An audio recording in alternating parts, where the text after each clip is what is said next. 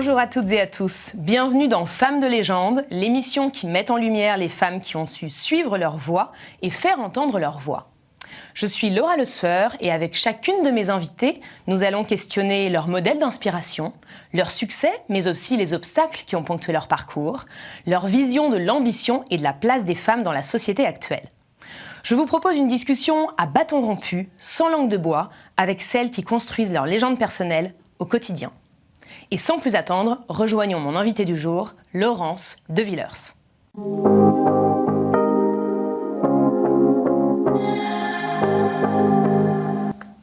Bonjour Laurence. Bonjour. Laurence, bienvenue et merci d'être sur l'émission Femmes de légende aujourd'hui. Ravie de vous accueillir. Ravie d'être là. Alors Laurence, vous êtes aujourd'hui professeure en intelligence artificielle, vous êtes directrice d'une chaire de recherche qui s'appelle Human Machine Affective Interaction and Ethics. Vous êtes également autrice de différents ouvrages, dont le dernier qui est ici, dont on va reparler, Les robots émotionnels aux éditions de l'Observatoire. Et vous êtes également présidente de la Fondation Blaise Pascal, dont on va également reparler. Alors, vous avez, Laurence, embrassé des études en informatique assez tôt. Quelles étaient vos motivations à l'époque pour aller vers ce domaine qui, à première vue, est finalement peu attractif pour les jeunes filles ? Alors, moi, j'ai fait la première licence en informatique, en fait, qui existait à Jussieu, à Paris 7, à l'université Paris 7.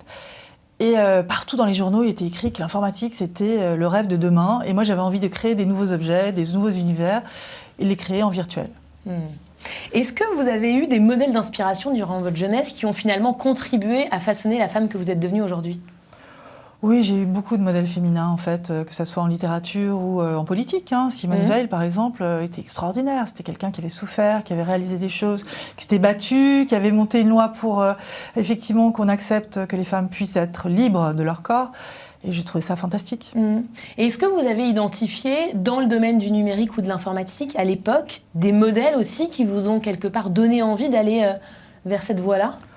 Non, j'étais plutôt intéressée par le fond plutôt qu'un rôle modèle. J'ai pas eu d'inspiration de rôle modèle à l'époque. Et en fait, il y avait, bizarrement, dans ma licence, il y avait une parité entre hommes et femmes. Ah oui, il y avait une parité à l'époque. Et comment vous l'expliquez ? Parce que finalement, aujourd'hui, je crois que les chiffres que j'ai vus, c'est que 10% aujourd'hui des élèves, en fait, sont dans des formations dans l'informatique et qu'au niveau de l'entreprise, ça se retrouve, il n'y a que 17%, par exemple, de développeurs. Comment vous expliquez qu'à votre époque, il y avait une parité ? Je sais pas, je pense que c'était l'attractivité du début et que après ça n'a pas été renforcé par des actions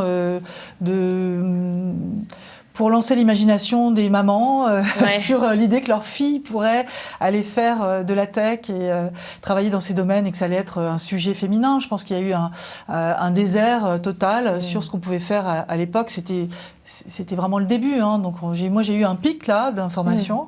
Et puis après, mes parents étaient scientifiques aussi, donc ça doit aider. Voilà, on a manqué d'ambition pour les femmes sur ces sujets. Bon, il n'est pas trop tard pour changer. Il n'est pas trop tard pour changer et vous avez touché un point important, ça vient beaucoup effectivement de l'éducation et je le mentionnais, vous êtes justement présidente de la Fondation Blaise Pascal qui œuvre notamment pour que les jeunes filles aient accès finalement aux mathématiques et à l'informatique. Quelles sont vos actions un peu plus concrètement et pourquoi c'est primordial aujourd'hui ? Parce que pour expliquer en fait l'univers dans lequel on va vivre, pour mieux comprendre comment on peut gérer l'écologie, les dépenses d'énergie, pour mieux gérer en fait les transports, la santé. On l'a vu avec la pandémie, on a besoin de comprendre plus ces outils technologiques et plus donc on a besoin de fondements scientifiques et de fondements en mathématiques. Ça devient urgent de monter au niveau sur l'aspect scientifique. C'est plus optionnel, je dirais. Et donc cette urgence-là, je la vois pas représentée à l'école. Donc cette implication que j'ai eue d'être dans cette médiation autour des mathématiques et de l'informatique et de prendre la présidence de la Fondation Blaise Pascal, c'est l'idée de pérenniser toutes ces bonnes idées, parce qu'il y a beaucoup de gens en fait qui s'engagent pour essayer de donner des messages qui vont dans ce sens-là à l'école ou alors dans pour toucher les plus jeunes, mais pas que les plus jeunes, pour toucher aussi les parents, pour aller dans des zones qui sont peut-être, qui reçoivent moins d'informations, qui ont moins de grandes universités autour, qui drainent ce type de possibilités. Donc il est urgent en fait qu'on s'organise. Voilà. Et cette idée de fondation nationale, c'est finalement de pousser le plus possible les bonnes idées, les bonnes initiatives. En fait, on fait des appels à projets, on finance en fait des gens qui vont faire sur le terrain. Ça va être du théâtre sur les stéréotypes pour que les filles comprennent quels sont ces stéréotypes qui arrivent tout le temps, en fait, dans toute situation encore dans la société, et comment on va lutter contre ça. C'est pour embarquer, pour dire, voilà, l'intelligence artificielle, c'est pas des mathématiques seulement dans son grenier, c'est l'IA et la santé, l'IA et l'éthique. Qu'est-ce qu'on en fait? Est-ce qu'il y a de la morale à comprendre derrière ça? Est-ce que c'est l'IA et l'écologie, l'IA et tout l'univers, l'éducation. Donc on a besoin en fait de trouver des gens qui aient cette compréhension plus large, qui ne soient pas seulement en expert focus sur un sujet, mais qui soient interdisciplinaires. Et je pense que là, les femmes ont beaucoup à apporter. Ouais. Et les jeunes garçons doivent comprendre aussi qu'il est nécessaire d'avoir cette ambition, de comprendre qu'on ne fait pas des sciences ou des mathématiques pour rien, on le fait avec confiance, avec conscience, pour que les gens, effectivement, puissent avoir, eux, confiance dans les systèmes. C'est passionnant. Et en fait, vous touchez du doigt le fait que vous montrez, de par cette fondation nationale, les applications concrètes. C'est exactement ça. Alors, concrètement, on va dans les lycées et dans les collèges. Par exemple, il y a un projet qui s'appelle Chiche, qui a été porté d'ailleurs par l'INRIA. Alors, les fondateurs, c'est le CNRS, l'INRIA, les académiques, les grandes universités. Donc, Lyon en premier. J'espère que la Sorbonne et Saclay vont suivre, et d'autres encore, pour dynamiser ce terreau. Et donc, Chiche, c'est un chercheur qui va dans les classes auprès d'un prof de maths ou d'un prof de philo ou d'un prof de sciences nat, je ne sais pas, et qui va dire qu'est-ce qu'on peut faire avec tout ça. Finalement, on en avait entendu parler avec Pesquet qui était dans un laboratoire, qui passait au-dessus de nos têtes tout cet été. Sachez que il y avait 11 personnes à bord, dont 9 hommes et 2 femmes. Pourquoi il n'y a pas plus de femmes? Seulement 2 femmes dans la mission qu'il a menée. Donc c'est là qu'il faut dire vraiment stop, quoi. On a besoin de cette parité, et puis on a besoin aussi de parler de science. Moi j'ai beaucoup entendu parler de Pesquet, mais pas beaucoup de l'aspect scientifique et de la démarche du laboratoire. Et donc c'est ça qu'il faut envoyer, c'est ça qu'il faut expliquer, qui nous touche tous. Oui, sinon on reste vite sur quelque chose d'inaccessible, d'un petit peu obscur quelque part, vers lesquels on ne va pas forcément avoir envie, ni oser peut-être s'engager. Voilà, et on voudrait faire des séries télévisées aussi pour mettre les femmes en avant, montrer que ça touche tous les domaines et dynamiser ce terreau qui est fulgurant. Ça permet de rêver, il y a des tas de gens passionnés, c'est vraiment, à mon avis, une ambition qu'il faut avoir pour les filles de demain, pour toutes les mamans qui m'écoutent. Voilà, très important. Et alors justement, Laurence, vous parliez d'ambition. On porte souvent un regard encore un petit peu biaisé, moins assumé, voire même parfois suspicieux sur l'ambition féminine. Pour vous, qu'est-ce que recouvre cette notion et pourquoi il y a quelque part encore une sorte de tabou sur l'ambition féminine ? Alors, moi, ça me touche pas trop, ça, cette histoire de tabou sur l'ambition féminine. Enfin, je dirais qu'il faut... Moi, petite fille, j'avais envie de rêver, d'imaginer des choses, de créer des choses. Je le fais avec l'outil informatique. Et j'ai toujours eu cette même passion, cette même envie de faire. Et bon, on peut parler d'ambition, mais je ne sais pas si ça correspond à ça. Ça correspond en fait à suivre ses rêves, à avoir envie de changer le monde en mieux, essayer de comprendre mieux l'humain. Enfin, voilà, c'est des grands sujets fondamentaux. Et est-ce qu'on peut dire que c'est de l'ambition ? J'ai pas eu l'ambition de gagner beaucoup d'argent, puisque je suis professeure. D'ailleurs, on est très mal payé, mais je pense que ça changera aussi. Il faut dynamiser ce terreau d'ambition. Alors, puisqu'on parle d'ambition et d'envie de créer, d'envie d'innover en France et en Europe, le porter au plus haut parce que on a besoin de toute l'énergie de tous les citoyens et de toutes les femmes qui nous écoutent pour construire demain. Complètement.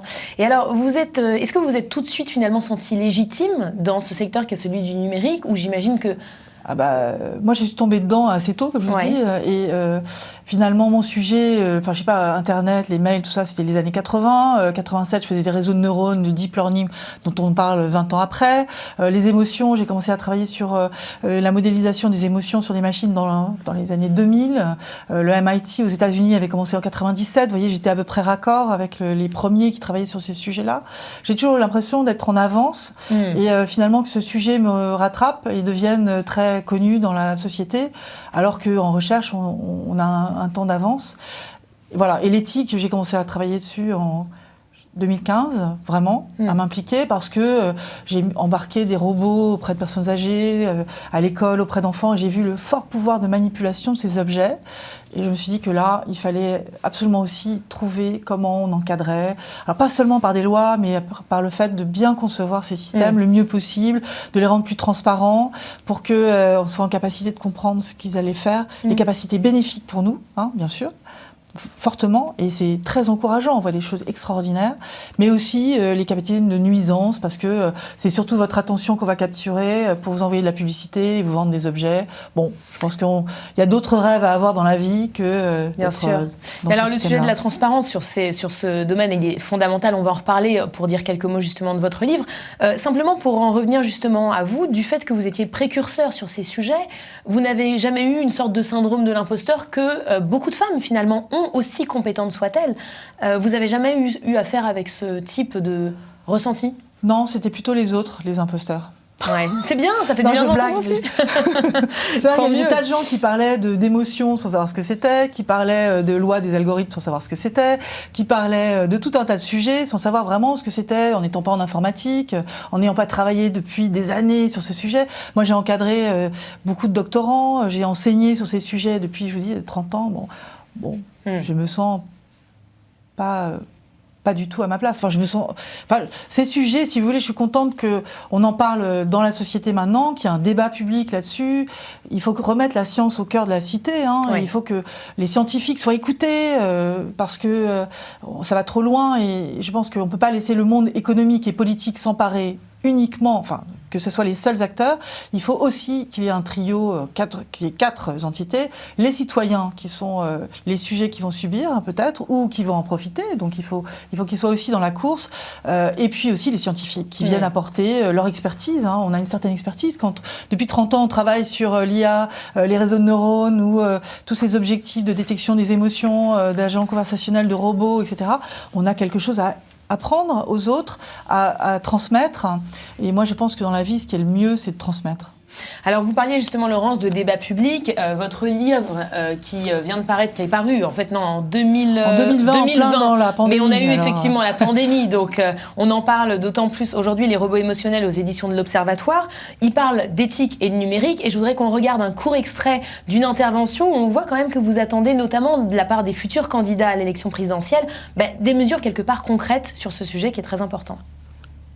Et on va suivre en fait ce que les candidats vont faire aussi, puisqu'il y a la présidentielle après. Je pense que c'est important, et moi je suis pour faire un manifeste sur les questions les plus importantes et demander aux futurs candidats ce qu'ils pensent de ces sujets. Alors Laurence, est-ce que vous pouvez nous dire quelques mots justement de cet ouvrage, Les robots émotionnels ? Oui, alors c'est né de l'envie de parler de choses très pragmatiques. Donc je commence par une petite histoire de science-fiction, qui n'est pas tellement science-fiction en fait, qui est le fait que vous vivez dans un monde hyper connecté, avec des robots, une voiture qui vous parle, une montre qui prend aussi des informations physiologiques sur votre taux de sucre dans le sang, par exemple. C'est très bien pour les diabétiques, il y a des formidables applications pour ça, mais qui finalement vous surveille à outrance. Et comment ce monde de bienveillance pour votre santé va peut-être vous enfermer. Alors je l'ai un peu ridiculisé à travers ce truc de science-fiction où finalement quelqu'un n'est plus en mesure de décider, ce sont ces objets entre eux qui vont décider qui doit aller voir le médecin parce qu'il a trop consommé d'alcool et qu'il a sans doute un problème de dépression ou je ne sais quoi. Et donc, qui a cafeté dans tout ça ? Je dis peut-être l'aspirateur, qui lui aussi est connecté avec le téléphone, le robot, la voiture.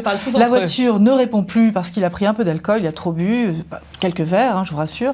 Et puis, surtout, son assurance est au courant et peut-être qu'il paiera plus cher parce qu'il a consommé un peu trop d'alcool. Vous voyez ? Donc, si on ne fait pas attention à ce réseau qui va arriver autour de nous dans la maison intelligente, la voiture intelligente, la montre intelligente et tout ce qui est intelligent là, et qui va nous parler, d'ailleurs beaucoup avec des voix féminines. Oui, c'est très intéressant, effectivement. Là, il y a beaucoup d'exemples là-dessus. On a bien dit, il manque de femmes dans le numérique, si je vous avais dit, mais pourtant, alors même si on a, je dis monté à 20% les femmes dans le numérique, 80% d'hommes qui sont concepteurs, codeurs, eh bien on va avoir 80% de ces systèmes qui nous parlent avec des voix féminines, jeunes, avec peut-être un corps ou c'est un visage féminin, Erika, Samantha, Alexa, voilà, on en a plein. Il y a beaucoup d'énergie pour faire représenter physiquement des corps en silicone, avec une peau chaude, qu'on va pouvoir caresser, qui aura des capteurs, etc. Le monde est prêt d'inventions, donc j'en parle aussi dans le livre sur la sexualité. Il y aura des robots sexuels, donc des agents conversationnels autour de nous qui sont féminisés. Donc pourquoi cette représentation extrêmement forte finalement de femmes à travers ces objets qui sont serviles? Oui, qui sont au service d'eux. Et d'ailleurs, aujourd'hui, les métiers du care, du service à la personne sont majoritairement, en écrasante majorité, représentés par des femmes. Ah ben, qui ne sont pas serviles non plus, hein. C'est pas ce qu'on va dire. Bien sûr. Pas du tout, ce sont des métiers essentiels. Et ces objets qui vont nous accompagner sont une espèce de présence pseudo-féminine, rassurante, qu'on peut éteindre quand on veut. Bon, moi je dis que attention au renforcement des stéréotypes, si effectivement on n'est pas plus de femmes dans la tech à modéliser les comportements des garçons et des filles dans la société. On a besoin de cette mixité parce que c'est là où l'intelligence collective se développe le plus et en différenciant les gens autour de la table. Hein. Exactement. Et puis on ne peut pas changer le monde avec seulement la moitié de l'humanité. Donc je pense que les hommes et les femmes doivent travailler. Il y a un vrai piège si on laisse uniquement le monde masculin continuer à modéliser le monde qui nous entoure. Au vu, Laurence, de votre parcours, de votre carrière, de vos recherches, est-ce que, à votre avis, vous estimez qu'il faut aujourd'hui peut-être en faire 2 fois plus pour réussir, pour percer en tant que femme dans certains milieux ou pas? Quel est votre avis sur le sujet? Moi, je n'ai pas du tout l'impression qu'il faut en faire 2 fois de plus. Il faut juste avoir envie de le faire. Donc, je pense qu'il faut aller travailler. Il faut travailler plutôt sur l'essence même de ce que ça représente pour moi. C'est-à-dire, en fait, avoir plus de femmes dans la tech, c'est comprendre le côté essentiel de ce travail, de modélisation, de création, de surveillance pour certains de ces objets. On a besoin partout, dans tous les domaines, d'accompagner la tech. C'est-à-dire qu'on va faire des systèmes, ils serviront à rien si on ne sait pas les utiliser, si le monde du travail n'adhère pas. On voit bien que si on fait un avion totalement autonome, personne ne montera dedans. Bon, alors si demain je fais des systèmes qui savent détecter des cancers, qui savent faire telle et telle tâche, est-ce que je vais les utiliser, oui ou non? J'ai besoin de comprendre comment on les accepte, comment on les utilise. Donc il y a non seulement l'expertise pointue à mettre en œuvre sur l'outil, mais il y a aussi son utilisation dans la société, dans plein de cadres où il y a énormément de métiers à créer. Donc je pense que cette hybridation, cette coopération humain-machine, qui est ce qui m'intéresse le plus en fait, c'est-à-dire la relation qu'on va créer avec les machines, une relation qui, j'espère, ne sera pas débordante, qui n'ira pas vers l'addiction ou l'isolement des humains, donc c'est des risques, mais qui irait vers l'augmentation de l'intelligence de l'humain, qu'il soit femme ou homme. On doit la comprendre et là, il y a une forte idée que ça doit embarquer les filles. Ça doit embarquer les filles et les garçons, hein, c'est les deux évidemment, dans cette idée d'interdisciplinarité et de compréhension des risques et des bénéfices pour monter au plus haut sur une économie positive. Nous serons sans doute en Europe ceux qui apporteront le plus de créativité sur ces sujets-là. Et si on est effectivement à majorité masculine, on va être dans un cadre différent. Si on est vraiment en mixité, on va avoir une richesse de créativité qui sera énorme. Et je pense que c'est là qu'il faut jouer absolument. Et pour les filles aussi, il faut comprendre que c'est des métiers qui sont très rentables, pour lesquels on a aussi la possibilité de travailler en hybride à la maison et en dehors, qui ouvrent à énormément de champs. Donc il faut sensibiliser sur l'attractivité et pas le besoin numéraire. Bien sûr. Et ça fait partie du travail que vous faites, justement, pour avoir cette intelligence collective, mais avec une mixité qui est indispensable pour construire le monde de demain. Il faut une mixité d'âge aussi. Il ne faut pas faire que des jeunes ou que des vieux. Il faut une mixité de compréhension du monde. Il faut absolument cela et une mixité de culture. Je travaille beaucoup sur les aspects culturels aussi. Et je pense que c'est essentiel si on veut construire demain un monde plus juste, plus équitable, moins discriminant, plus amusant. Oui, aussi. Plus passionnant. Est-ce que, Laurence, vous avez le sentiment d'endosser quelque part une responsabilité de rôle modèle de par toutes les actions que vous menez pour les jeunes filles, pour les petites filles, pour celles qui se disent « moi j'ai envie demain de faire de l'intelligence artificielle, quel modèle de référence j'ai ?» Moi, j'aime pas tellement la notion de rôle modèle. Je suis désolée. Pourquoi ? Parce que c'est pas tellement le modèle en soi, c'est pas la personne en soi, c'est ce qu'elle fait. C'est l'univers qui en découle qui est intéressant, d'accord ? C'est pas. Je suis moins attachée aux personnes que finalement à leur passion ou à ce qu'ils essaient de transmettre. Oui, vous mettez l'action en premier plan, finalement, les réalisations. Ouais, la réalité, pour moi, c'est les émotions qu'on transmet, les actions qu'on fait. C'est là-dessus qu'il faut juger, pas tellement sur les personnes. Parce que sur les personnes, on s'attache finalement à leur physique, on s'attache à ce qu'ils vont représenter parce qu'ils ont été rencontrés un ou un tel. Est-ce que c'est ça l'intérêt? Bon, moi, je ne suis pas dans ce jugement-là. J'ai l'impression que, d'abord, ce sont souvent des a priori qu'on va, on va avoir sur un tel ou une telle. Bon, j'espère que le débat est autre part. Il est vraiment dans la compréhension que c'est en groupe qu'on doit gagner. Donc, qu'on parle des communs souvent, hein, c'est-à-dire en fait mettre ensemble des gens pour qu'ils arrivent à faire éclore des bonnes idées, à travailler ensemble, on gagne toujours. Et donc pour moi, la mixité, c'est travailler ensemble. Travailler ensemble entre hommes et femmes, c'est là où on va comprendre au mieux ce qu'on doit faire pour nos enfants. Parce que derrière tout ça, qu'est-ce qu'il y a? Il y a le fait que moi, je suis engagée, pas comme rôle modèle, je suis engagée pour nos enfants. C'est ça qu'il faut comprendre. Je ne veux pas que mes enfants soient immergés dans le métavers, par exemple, que nous promet Facebook, sans conscience, sans comprendre les risques. On sait déjà qu'il y en a des risques d'être trop sur les écrans, trop en immersion, parce qu'on va nous manipuler émotionnellement, parce qu'on va vous faire croire à des choses qui sont fausses. Donc tout cet univers de deepfake, de manipulation, qui n'est pas une vraie manipulation, qui peut être une incitation à faire, qu'on appelle le nudge par exemple, ce sont des sujets fondamentaux sur lesquels il faut absolument qu'on réagisse et qu'on embarque la société, les femmes, les hommes de tout âge, pour comprendre en fait ce qu'on est en train de monter et qu'on soit en action pour les plus vulnérables, les plus vulnérables étant peut-être les plus âgés et les plus jeunes. Parfait. Merci Laurence, on va désormais passer à la deuxième séquence qui s'appelle Entre vous et moi.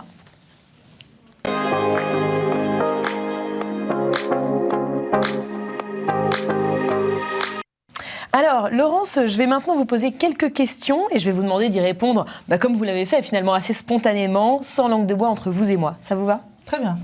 Alors Laurence, en 2021, plus facile d'être un homme ou une femme? Une femme. Une femme parce que je ne vois pas pourquoi j'envierais les hommes. Je pense qu'être une femme, c'est fabuleux, avec sa diversité, et j'aurais autant aimé être un homme qu'une femme. Qu'est-ce que la femme d'aujourd'hui dirait à la petite fille que vous étiez? Il fallait rêver, continuer à imaginer, continuer à y croire, continuer à t'engager. Voilà, c'est ça. Moi, j'étais un peu comme ça quand j'étais petite. Alors, vous aviez cité Simone Veil. Est-ce qu'il y a une femme aujourd'hui qui vous fascine? Toutes les femmes me fascinent, en fait. Toutes les femmes qui arrivent à faire lever un peu les idées que tout ensemble, on peut y arriver, me fascinent. Qu'est-ce que vous auriez fait différemment si vous aviez été un homme? Je me pense que j'aurais été regarder plus ce qu'on faisait en politique. La politique ne m'a pas attirée, j'ai été vers la science parce que ça me semblait être l'endroit où on pouvait rêver demain. Et je me rends compte maintenant que la science et la politique, c'est une alliance intéressante. Qu'est-ce qui vous met en colère? Ne rien faire. Le défaitisme. Le fait qu'on entend encore on est perdant, on est en retard. Voilà. Bon, ça ne sert à rien. Donc pour moi, l'idée, c'est de s'engager, quel que soit le niveau où on en est, on peut toujours faire mieux.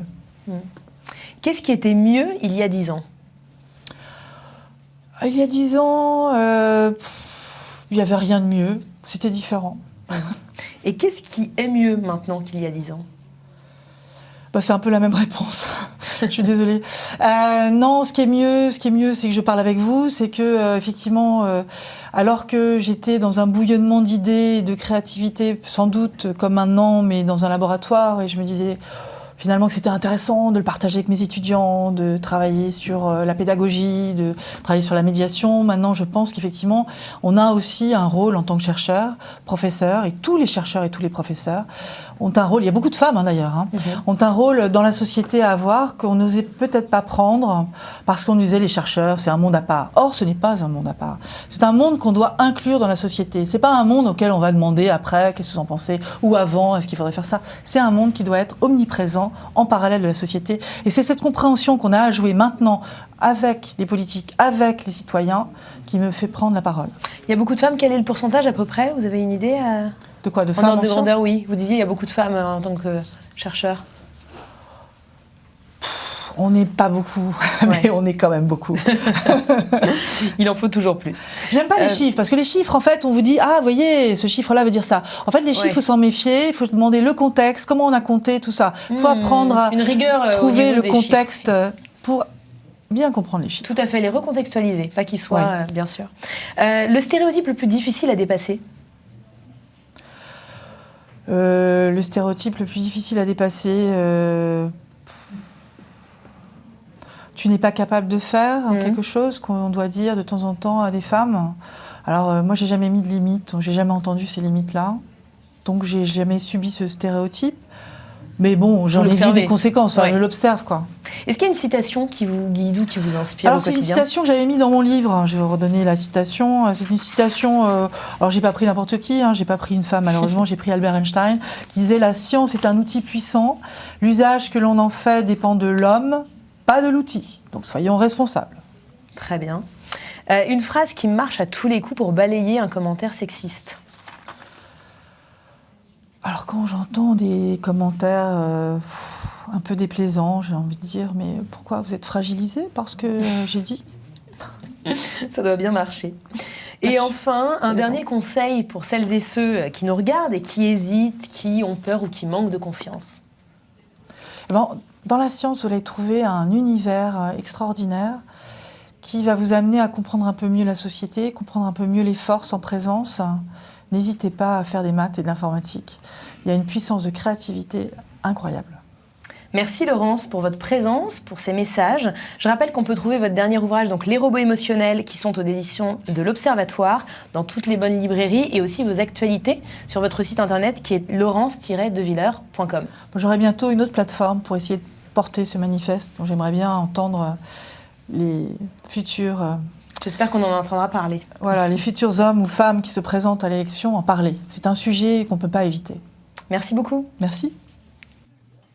Merci d'avoir regardé Femmes de légende. Je vous donne rendez-vous dans 15 jours pour une nouvelle émission avec une invitée exceptionnelle. Et n'oubliez pas, il ne tient qu'à vous d'entrer dans la légende. À bientôt.